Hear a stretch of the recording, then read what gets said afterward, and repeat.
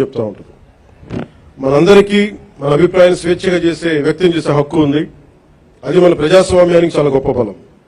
కానీ ఆ స్వేచ్ఛని ఇతరులను దూషించడానికి, తప్పుడు సమాచారం వ్యాప్తి చేయడానికి ఉపయోగించకూడదు. Before sharing, verify data. Before criticising, know the facts.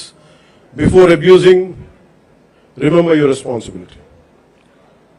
బలమైన ప్రజాస్వామ్యానికి మనకు కావాల్సింది బ్లైండ్ ఫాలోవర్స్ కాదు, ఇన్ఫార్మ్డ్ సిటిజన్స్ చాలా అవసరం.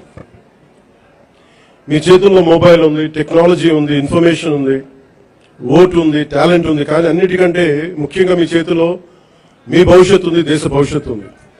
ప్రతి తరం తన కాలానికి ఒక బాధ్యతని మోస్తుంది. స్వాతంత్ర ఉద్యమంలో ఒక భగత్ సింగ్, చంద్రశేఖర్ ఆజాద్, నేతాజీ వంటి యువకుల స్ఫూర్తితోటి ఆ రోజున దేశం కోసం త్యాగాలు చేశారు.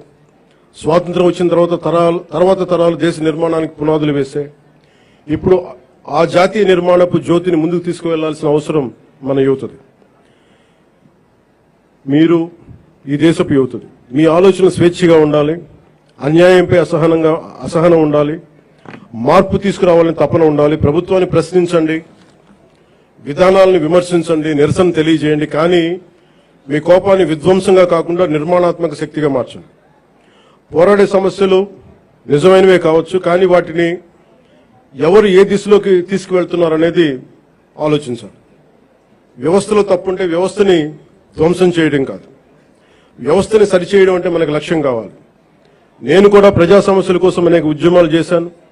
కానీ ఎక్కడా కూడా ప్రజల ఆస్తుల్ని ధ్వంసం చేయడం కానీ, హింసకి దారి తీయడం కానీ, సమాజాన్ని విభజించడం ఎప్పుడు మార్పుకి మార్గం కాదనే ఆలోచన ఎప్పుడు దృష్టిలో పెట్టుకొని ఉద్యమాలు చేశాం.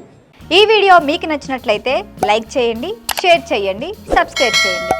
మరిన్ని అప్డేట్ల కోసం మా వాట్సాప్ ఛానల్ను ఫాలో చేయండి.